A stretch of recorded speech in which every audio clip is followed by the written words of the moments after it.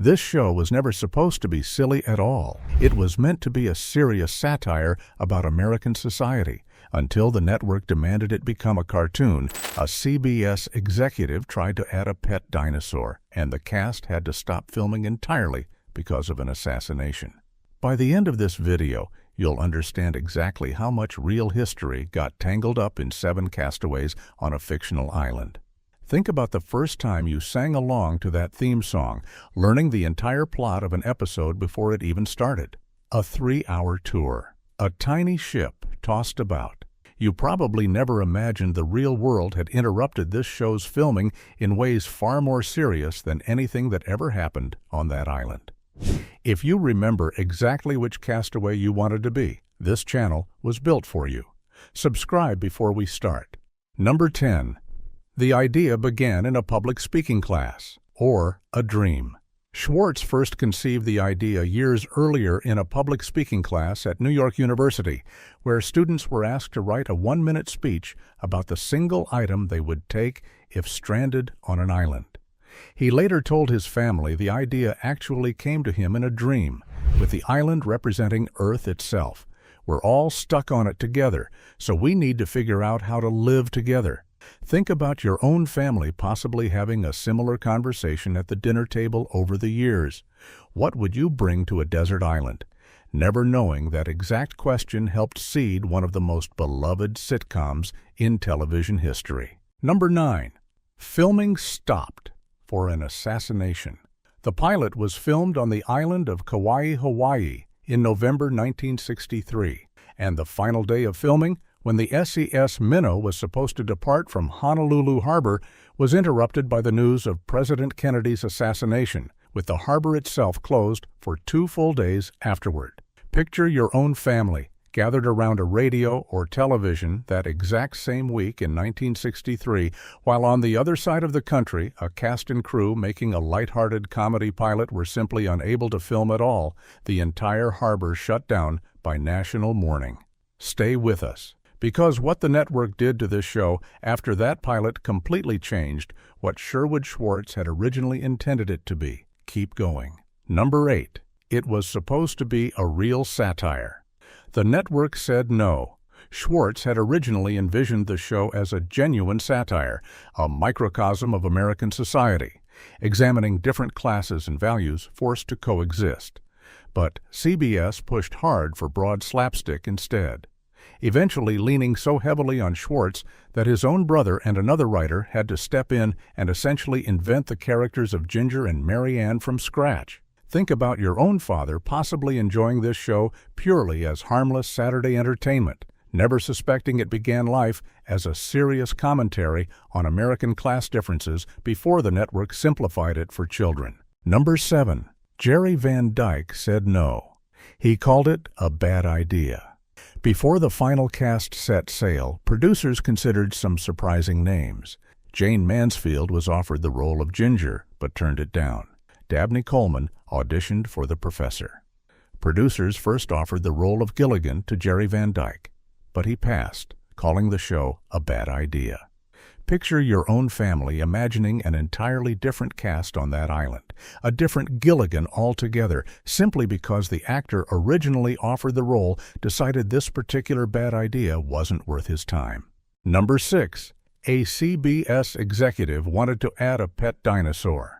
A CBS programming executive watched an early cut of the pilot, and upon seeing Gilligan climb a tree to survey the island, became excited and suggested the character discover a tame dinosaur he could walk around on a leash like a pet, comparing it directly to the talking horse sitcom Mr. Ed.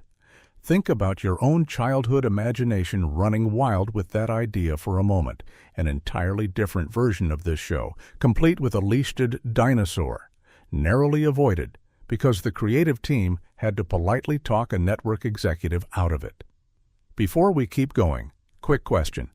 How old were you the first time you watched this show?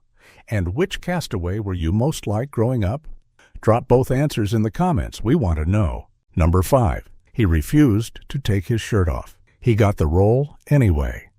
Russell Johnson was asked to remove his shirt during his audition for the Professor and flatly refused. and was still cast anyway, which is why, if you watch closely, the professor is notably never seen shirtless throughout the entire run of the series. Picture your own family rewatching old episodes now, finally noticing that small, consistent detail, one actor's quiet personal boundary, respected for 3 entire seasons without anyone in the audience ever questioning why. Number 4. He never credited the men who created 2 of his characters. Sherwood Schwartz reportedly never gave his own brother Al or co-writer Austin Rocky Cullish any public credit for creating the characters of Ginger and Mary Ann, and despite shaping 2 of the show's most beloved roles, neither writer ever received a piece of the show's ownership. Think about your own family possibly working together on something meaningful, only to have one sibling quietly take all the public recognition. 2 of the show's most enduring characters, built by hands that history simply forgot to mention. Number 3. She believed she was the star. They disagreed constantly. Tina Louise believed she had been hired as the show's central character and clashed with Schwartz throughout production. The character of Ginger was originally written as a hard, sharp-tongued temptress, and Louise refused to play her that way until a compromise reshaped Ginger into more of a Marilyn Monroe type. Picture your own co-worker showing up for a job, believing they'd been promised the lead role, only to discover an entire ensemble cast standing in their way. A tension that ran underneath every glamorous pose Ginger struck on screen. Number 2. Real Americans wrote the Coast Guard, about fictional people. Within weeks of the show's 1964 premiere, the United States Coast Guard genuinely began receiving letters from concerned American citizens, demanding to know why these 7 good Americans could not simply be rescued from their island. Think about your own grandparents possibly writing one of those exact letters. Genuinely worried citizens taking pen to paper on behalf of 7 people who had never actually existed anywhere outside a Los Angeles soundstage. Number 1. A network president's wife wanted cowboys instead. The show was not canceled because of low ratings at all. In 1967, CBS abruptly pulled it from the schedule to make room for Gunsmoke, a Western reportedly favored personally by the network president's wife, and the cast only learned of the decision after showing up expecting to begin filming what would have been a 4th season. A show first imagined in a public speaking class, dreamed about as a metaphor for all of humanity learning to coexist, rewritten by network demand into broad slapstick, nearly handed a pet dinosaur, filmed through the days surrounding a president's assassination, built partly on the uncredited work of a brother who never got his due, and ultimately canceled, not because anyone stopped watching, but because one executive's wife simply preferred cowboys to castaways.